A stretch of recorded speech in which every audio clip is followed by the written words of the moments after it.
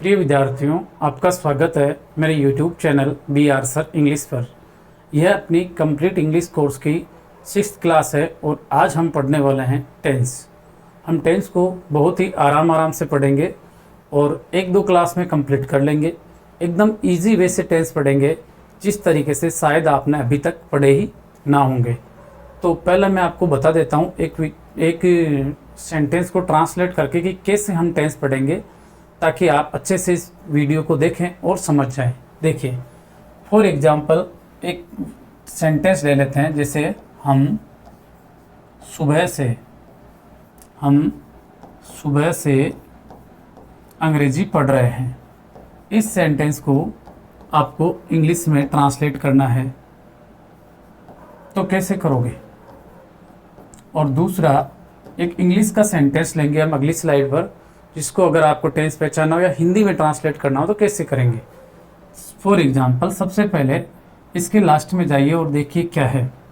तो इसके लास्ट में है तो कौन सा टाइम है? प्रेजेंट, पास्ट या फ्यूचर? देखो, है, हूँ या हो आए तो प्रेजेंट, गा गी गे आए तो फ्यूचर, और अगर ये दोनों ही नहीं आए तो पास्ट। तो इसमें है आया तो प्रेजेंट। तो सबसे पहले हम इसके नीचे लिखेंगे प्रेजेंट, ठीक है।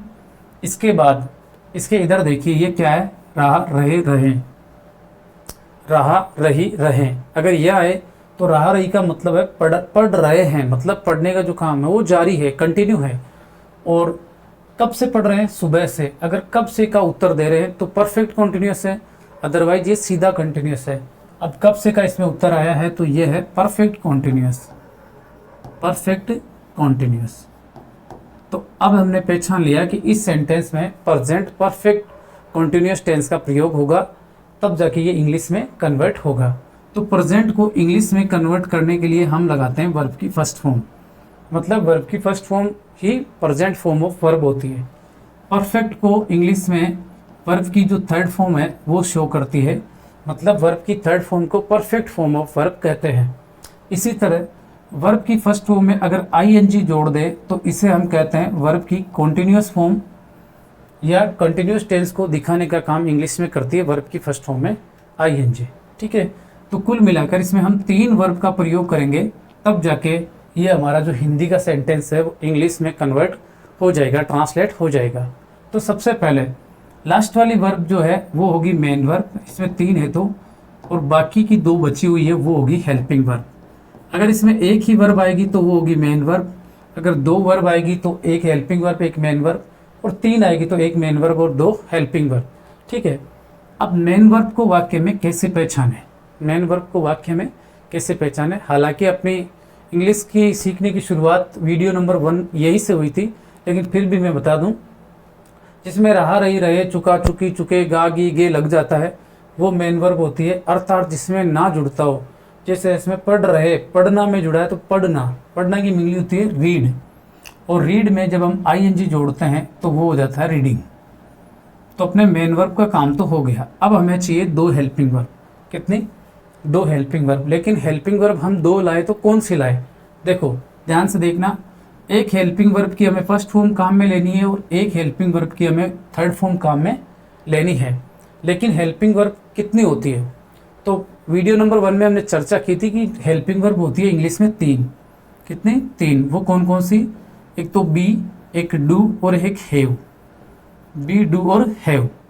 बी है, इसका काम है कॉन्टिन्यूस की मदद करना, मतलब कॉन्टिन्यूस को शो करने का काम या कॉन्टिन्यूस टेंस की हेल्प करने का काम करती है बी हेल्पिंग वर्ब। इसी तरह इंडेफिनेट की मदद करने का जो हेल्पिंग वर्ब करती है वो है डू। और परफेक्ट, किसका?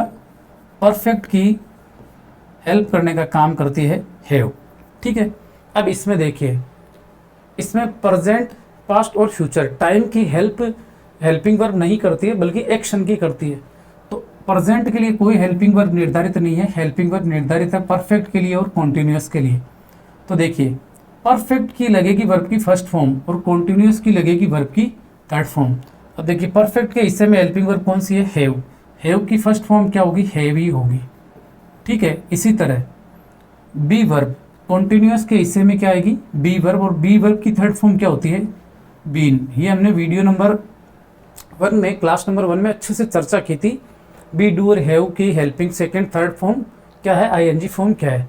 तो ये अपने आप ही बनकर आ गई हैव बीन रीडिंग। हमने इसमें कुछ रटा नहीं है कि परफेक्ट टेंस होने पर has been have been plus verb की फर्स्ट फॉर्म में आईएनजी लगाना है, नहीं, हमने पहले इसको पहचाना है, फिर हमने खुद से बनाकर हेल्पिंग वर्ब को लिखा है। अब सीधा सिंपल क्या करना है, हमें सेंटेंस स्ट्रक्चर को याद करना है। जैसे सबसे पहले हम लिखते हैं सब्जेक्ट, उसके बाद हम लिखते हैं हेल्पिंग वर्ब, उसके बाद हम लिखते हैं मेन वर्ब, उसके बाद हम लिखते हैं ऑब्जेक्ट, उसके बाद अगर ऑब्जेक्ट 2 है तो दूसरे नंबर का ऑब्जेक्ट, उसके बाद हम लिखते हैं मैनर, प्लेस और लास्ट में लिखते हैं हम टाइम। मैनर मतलब तरीका और प्लेस मतलब समय और टी मतलब टाइम, समय, प्लेस स्थान।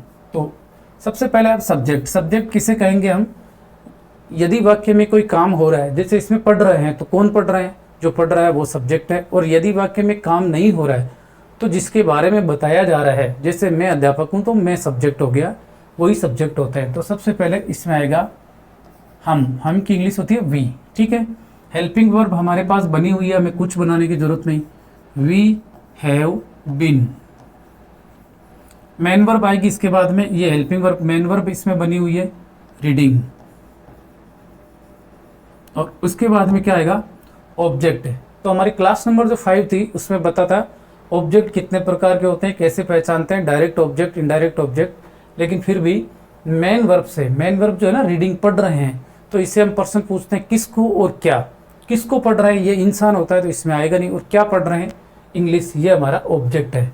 क्या का उत्तर होगा, इंग्लिश, ये ऑब्जेक्ट है। तो यहाँ लिख देंगे हम इसके आगे English, we have been reading English, हम इंग्लिश पढ़ रहे हैं।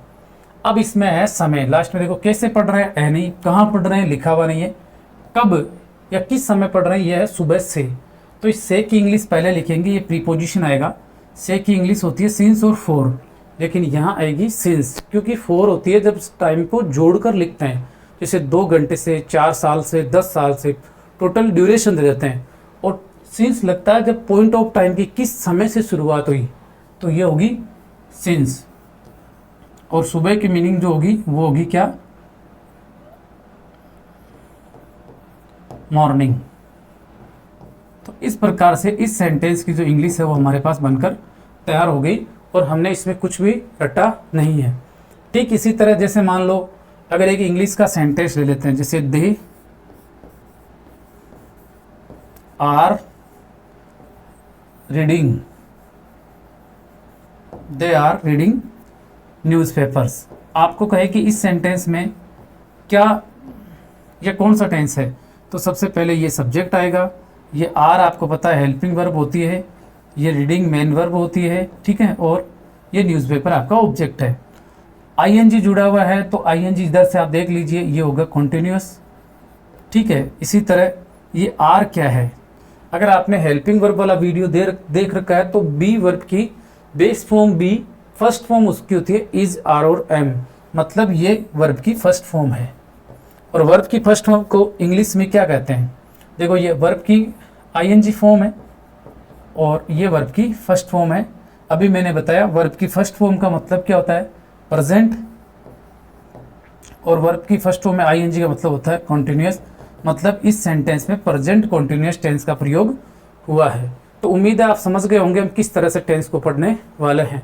अब हम बिल्कुल बेसिक से, 0 लेवल से टेंस को पढ़ेंगे आराम से। पहले हम इसको जानेंगे टेंस क्या होता है, उसके बाद हिंदी के सेंटेंस को टेंस में कैसे पहचानते हैं और इंग्लिश को कैसे पहचानते हैं, फिर इनके यूजेस पढ़ेंगे, इनके प्रयोग पढ़ेंगे। तो चलिए शुरू करते हैं। इससे पहले आप मेरे चैनल को सब्सक्राइब कर दीजिए ताकि जब मैं लाइव क्लास लूँ तो आपको नोटिफिकेशन मिल सके।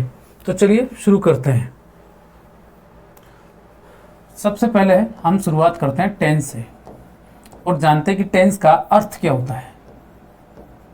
जैसे ही आपको कोई कहते हैं तो इसका आप मतलब पूछते हैं, अर्थ पूछते हैं। जैसे मैंने एक सेंटेंस लिखा, Ram is reading, Ram is reading, मैंने ये लिख दिया राम पढ़ रहा है। और अगर मैंने राम के नीचे लिख दिया राम है जो नाउन है, तो आप पूछोगे नाउन क्या होता है, तो मैं कहूँगा नाउन होती है संज्ञा। नाउन क्या होती है, संज्ञा। फिर आप कहोगे सर संज्ञा किसे कहते हैं, मतलब अर्थ बताने से नहीं, इसकी परिभाषा बतानी पड़ेगी। तो मैं कहूँगा किसी व्यक्ति वस्तु स्थान के नाम को संज्ञा कहते हैं, और राम जो है वो एक व्यक्ति है, व्यक्ति है तो संज्ञा है, संज्ञा को इंग्लिश में नाउन कहते हैं, इसलिए राम जो है वो क्या हुआ, नाउन हुआ। समझ गए। ठीक वैसे ही जैसे ही हम टेंस की बात करते हैं तो हम टेंस का अर्थ पूछते हैं कि टेंस का अर्थ क्या होता है, मतलब क्या होता है। तो टेंस का अर्थ जब आप गूगल पर सर्च करेंगे तो टेंस का मतलब होता है, टेंस का मतलब होता है टेंशन। जो आपको टेंस को सुनते ही या हो जाती है, मतलब तनावग्रस्त, खिंचा हुआ, तना हुआ, ये जो है तानना, खींचना, ये अर्थ होते हैं किसके, टेंस के। तो अर्थ से हमें कोई खास लेना देना नहीं है, हमें इसकी डेफिनेशन देखनी है, परिभाषा देखनी है कि इसकी परिभाषा क्या है या इसकी डेफिनेशन क्या है। तो डेफिनेशन में हम आते हैं, जैसे हम संज्ञा से नहीं जानते, हम ये जानते हैं कि किसी व्यक्ति वस्तु स्थान के नाम को संज्ञा कहते हैं, वैसे इसकी डेफिनेशन क्या होगी।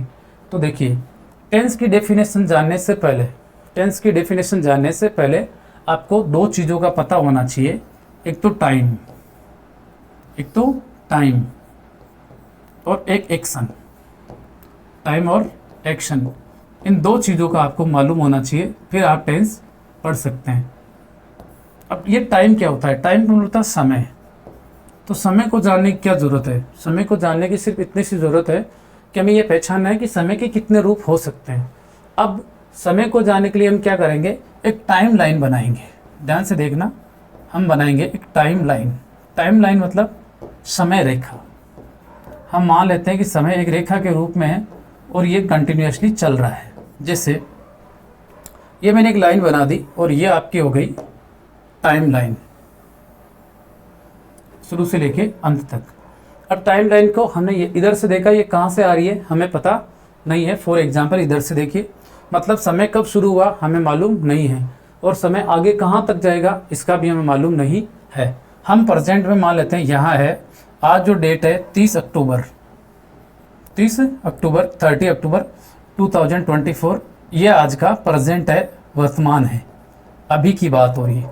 मतलब जो समय अभी है वो है प्रेजेंट, जो आने वाला है मतलब जो कल की डेट होगी 31 अक्टूबर वो होगी फ्यूचर, और जो कल की डेट बीत गई 29 तो अब अक्टूबर वो हो गई पास्ट। तो कहने का मतलब हमारे आगे आने वाला जो समय है वो होगा फ्यूचर, और इससे जो पीछे बीत गई वो होगा अपना पास्ट। मतलब जो समय बीत गया वो होता है पास्ट, जो समय आने वाला है वो होता है फ्यूचर, और जो समय अभी है चल रहा है वो होता है प्रेजेंट। तो समय को, वैसे समय का कोई भेद नहीं होते, समय समय है, ये शाश्वत चीज़ है, हमेशा से चली आ रही है और चलती रहेगी। लेकिन हमारे समझने के लिए हमने टाइम को 3 भागों में कन्वर्ट कर लिया है, बांट लिया। वो 3 भाग कौन से हैं, प्रेजेंट, पास्ट और फ्यूचर।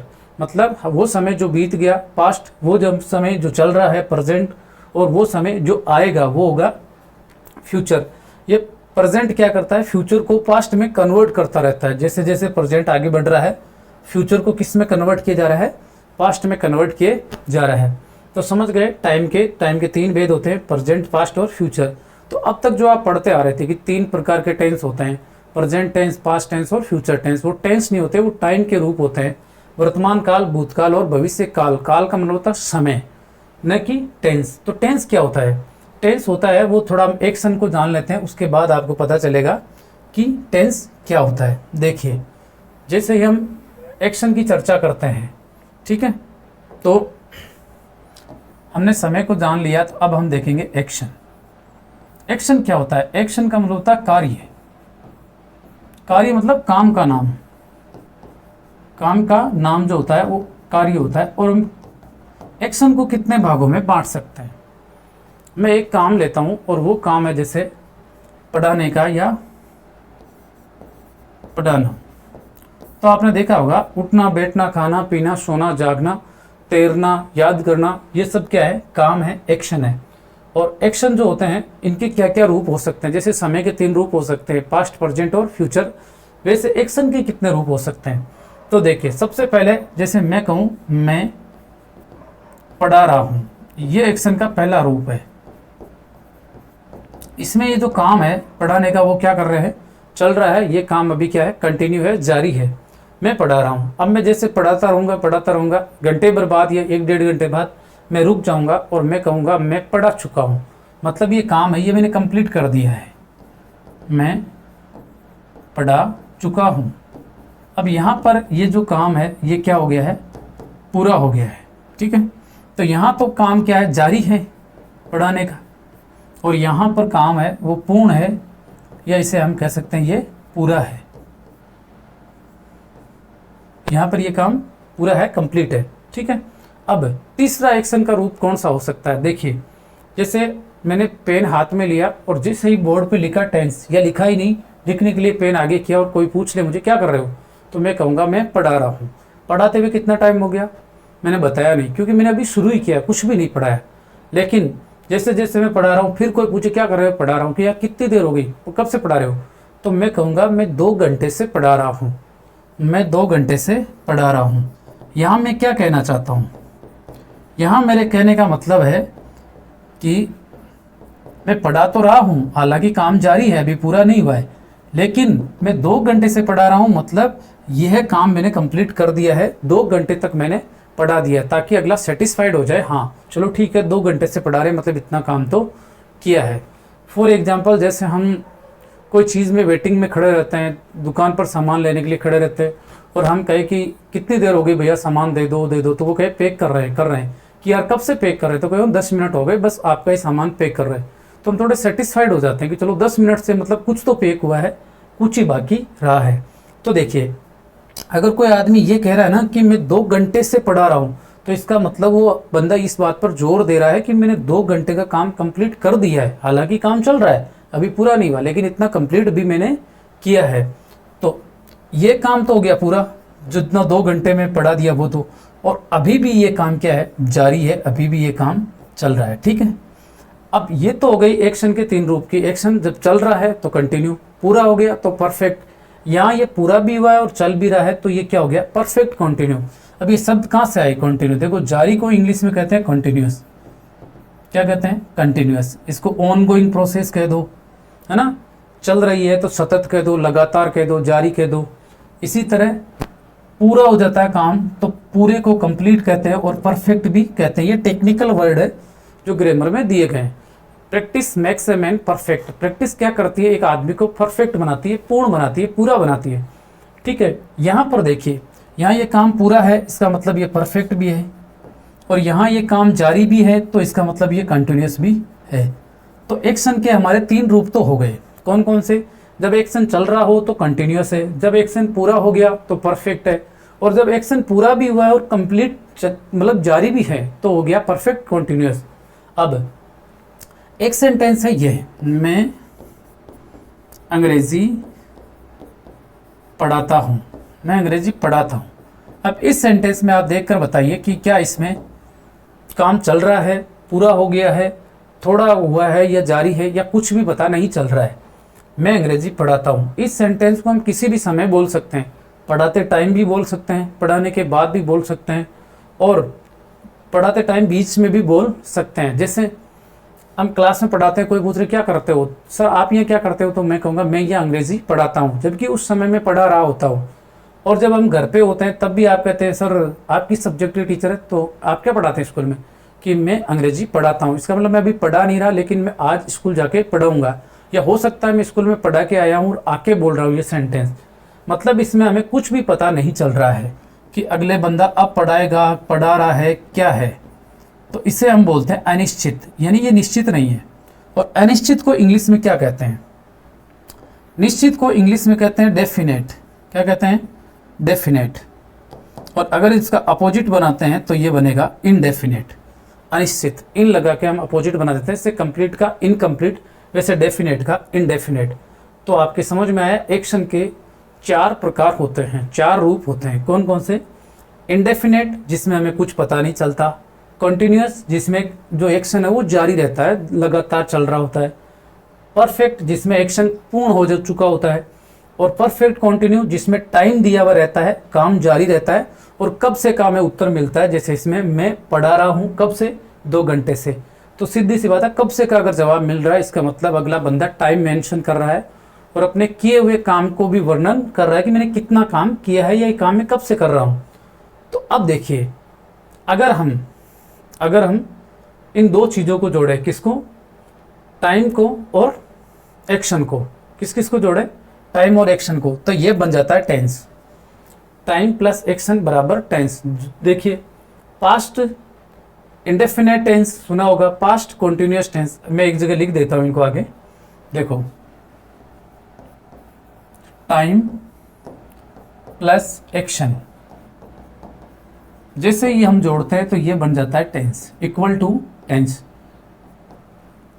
टाइम हमारे हो गए 3, मतलब टाइम एक ही है लेकिन हमने टाइम को 3 भागों में बांट लिया, और वो कौन कौन सा, प्रेजेंट टाइम जो अभी चल रहा है, पास्ट टाइम जो बीत गया, फ्यूचर टाइम जो आएगा। तो ये हमारे हो गए 3 समय के प्रकार। अब एक्शन के हमने 4 प्रकार अभी पढ़े। एक एक्शन वो जिसमें हमें पता नहीं चल रहा, तो उसे हम बोलते हैं इंडेफिनेट, अनिश्चित, ठीक है। एक एक्शन जो अभी चल रहा है तो वो हो गया कंटिन्यूअस, और एक एक्शन जो पूरा हो गया तो वो हम बोलेंगे परफेक्ट, और एक एक्शन जो पूरा भी है और चल भी रहा है तो उसको हम बोलेंगे परफेक्ट। पूरा भी है मतलब कुछ काम पूरा हुआ है और कुछ चल रहा है। हालांकि इसमें ये नहीं बताया जाता कि कितना पूरा हुआ है कितना नहीं चल रहा, हाँ कितना हुआ है मतलब टाइम दिया हुआ रहता है 2 घंटे से, सुबह से शाम से, तो ये परफेक्ट कॉन्टिन्यूस। तो ये 4 एक्शन हो गए। हमें अगर टेंस बनाना है तो क्या करना होगा, टाइम और एक्शन को जोड़ना होगा, इनको जोड़ दो, प्रेजेंट इंडेफिनेट टेंस। अगर मान लो मैंने यही टाइम रखा और ये एक्शन हो गया तो प्रेजेंट कॉन्टिन्यूअस टेंस। जैसे मैं पढ़ाता हूँ, यहाँ पर पता नहीं चल रहा है तो टेंस बन गया प्रेजेंट इंडेफिनेट। और अगर इसी को मैंने जारी कर दिया कि मैं पढ़ा रहा हूँ, तो फिर वही बात, ये हो गया प्रेजेंट कॉन्टिन्यूअस टेंस। परफेक्ट में क्या होगा, मैं पढ़ा चुका हूँ, मैं पढ़ा चुका हूँ, तो ये हो गया अपना परफेक्ट। और इसमें टाइम दे दिया कि मैं 2 घंटे से पढ़ा रहा हूँ, तो यहाँ हो गया अपना ये perfect continuous tense, present perfect continuous tense. अब देखो इसमें है तो प्रेजेंट है।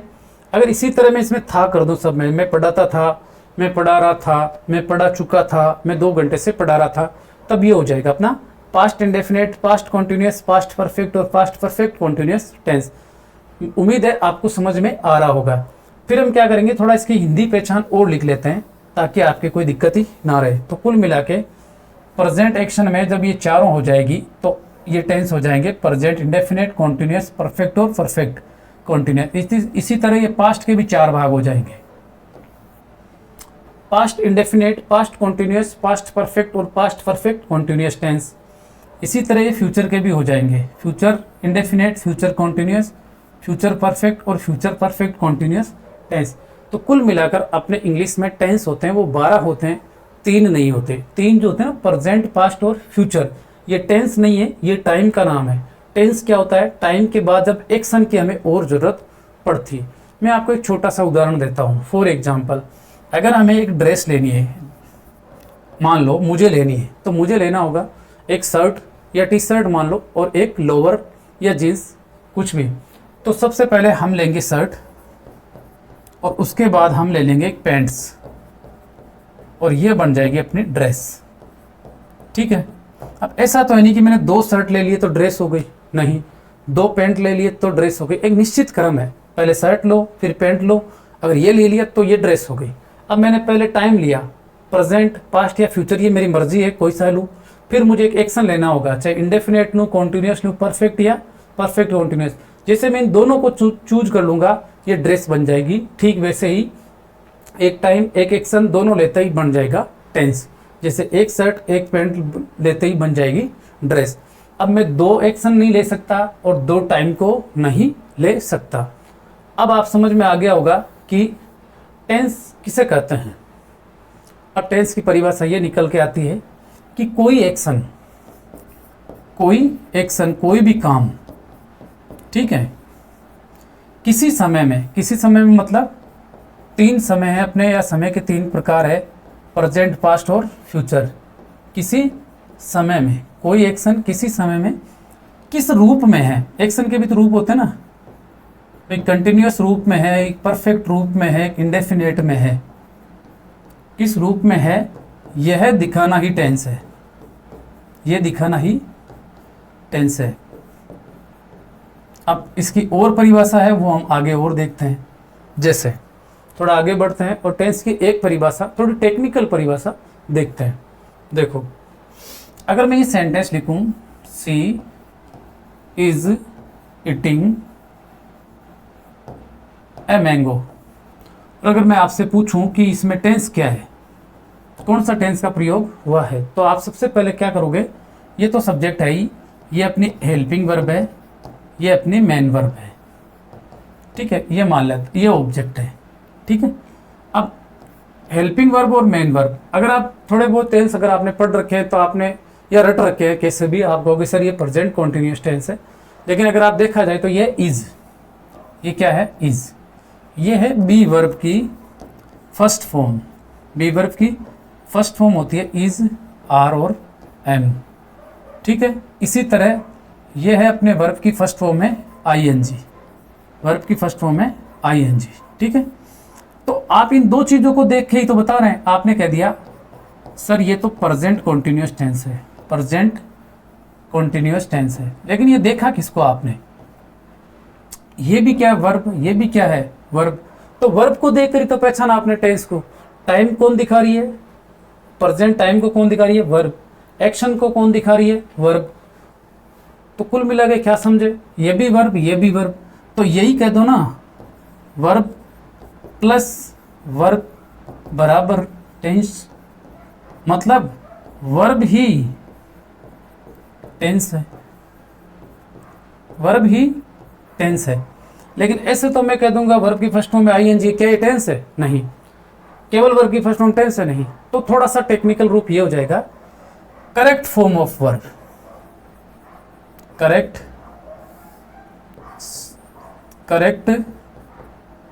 Form of verb, correct form of verb is called tense, is called tense. क्रिया का सही रूप क्या कहलाता है, टेंस कहलाता है। क्रिया का सही रूप या वर्ब की करेक्ट फॉर्म ही क्या है, टेंस होती है। और आपने देखा होगा इसमें क्या करना रहता है, हमें वर्ब दी हुई होती है कोष्टक में, और उसका सही फॉर्म, सही रूप, किसकी सेकंड आएगी, थर्ड आएगी, आईएनजी फॉर्म आएगी, इसमें कौन सी हेल्पिंग वर्ब लगेगी, ये हम भर देते हैं, यही हमारा क्या होता है, टेंस होता है। अब आप अच्छे से समझ गए टेंस की परिभाषा क्या है, ठीक है। टेंस कितने प्रकार के होते हैं ये भी आपने देख लिया होगा। टेंस की पहचान क्या है, टेंस की पहचान क्या है, ये हम आज और पढ़ेंगे, इसके बाद अगले क्लास में कंटिन्यू करेंगे। देखो, पहचान, या फिर इसको कह देते हैं हम आइडेंटिफिकेशन, इंग्लिश में आइडेंटिफिकेशन। हम दोनों ही चीज़ देख लेते हैं, हिंदी और इंग्लिश, साथ साथ में इंग्लिश लिख लेना, बाकी आगे वाले में देख लेते हैं। देखो, सबसे पहले हमें टेंस पहचानना है, तो सबसे पहले हमें टाइम पहचानना होगा। क्या पहचानना होगा, टाइम। टाइम देखेंगे, फिर एक्शन देखेंगे, टाइम और एक्शन का जैसे नाम लेंगे, जैसे टाइम है प्रेजेंट, एक्शन है कंटिन्यू, तो प्रेजेंट कंटिन्यू नाम लेते ही क्या बन जाएगा, टेंस। तो सबसे पहले मान लो मैंने देखा प्रेजेंट, लेकिन प्रेजेंट में मैं हिंदी में किस चीज़ को देखूं कि मुझे पता चले कि ये प्रेजेंट है। तो अगर हिंदी में है, हूँ या हो, है, हूँ या हो आ जाए तो मैं मान लूँगा ये प्रेजेंट है। और प्रेजेंट को दिखाने के लिए हमें वर्ब की फर्स्ट फॉर्म काम में लेनी है। इंग्लिश में वर्ब की फर्स्ट फॉर्म देखते ही हम कह देंगे ये प्रेजेंट टाइम की बात हो रही है। इसी तरह हम कहते हैं पास्ट, ठीक है।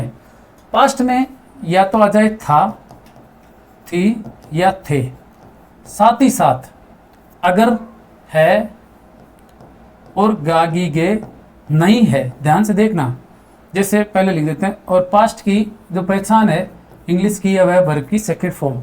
इंग्लिश में वर्ब की सेकंड फॉर्म देखते ही आप कह देंगे कि ये कौन सा है, पास्ट टेंस है।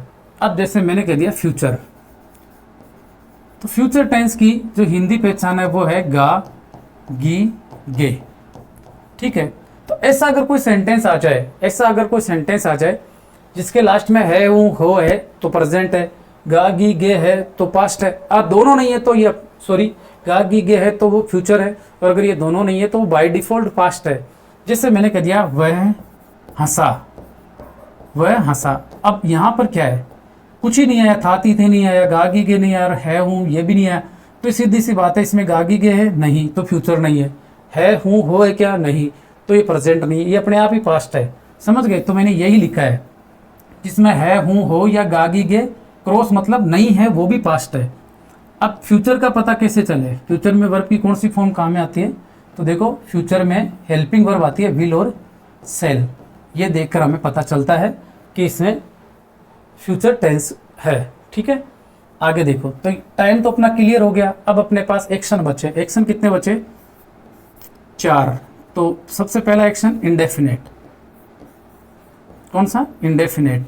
इंडेफिनेट का हिंदी में अर्थ होता है अनिश्चित। तो इसकी पहचान भी अनिश्चित है। हिंदी में इसकी पहचान हम निश्चित नहीं करेंगे, क्योंकि अगर निश्चित पहचान कर देंगे तो फिर आप कंफ्यूज हो जाएंगे। तो ये भी अनिश्चित है, और इसकी इंग्लिश की पहचान भी क्या है? अनिश्चित है। ये भी कोई निश्चित नहीं है। तो आगे बढ़ते हैं। कॉन्टिन्यूअस। एक्शन का दूसरा फॉर्म कौन सा है? Continuous form. कॉन्टिन्यूअस फॉर्म में क्या रहता है? हिंदी में रहा, रही, रहे, ये जुड़ते ही हम देख लेते हैं कि ये काम क्या है, चल रहा है। जैसे मैं पढ़ रहा हूँ, इसका मतलब काम पढ़ने का जो वो कंटिन्यू है, जारी है। वे पढ़ रहे हैं मतलब वे खेल रहे हैं, मतलब खेलने का काम जारी है। वह पढ़ रही है, तो ये रही आ गया। ठीक है। इंग्लिश में इसकी क्या पहचान होती है? जब वर्ब की फर्स्ट फॉर्म में आईएनजी जुड़ जाता है, वर्ब की फर्स्ट फॉर्म में आईएनजी जुड़ जाता है, या वर्ब की बेस फॉर्म में आईएनजी जुड़ जाता है, उसको हम देखकर कह देते हैं कि ये कॉन्टिन्यूअस की बात कर रहा है या कॉन्टिन्यूअस शो कर रहा है। इसी तरह अब आ जाते हैं परफेक्ट। परफेक्ट का मतलब होता है पूर्ण या पूरा। तो पूर्ण या पूरा का मतलब होता है जैसे चुका, चुकी, चुके इसमें आते हैं आम तौर पर। जरूरी नहीं ये आए ही, लेकिन आम तौर पर आते हैं। कभी कभी हमें इनकी सेंस समझनी पड़ती है। जैसे मैं कहूँ मैं पढ़ चुका हूँ, या मैं चाय पी चुका हूँ, ये बोल दूँ, या मैं ये बोल दूँ मैंने चाय पी ली है, तो इसका मतलब यही है कि मैं चाय पी चुका हूँ।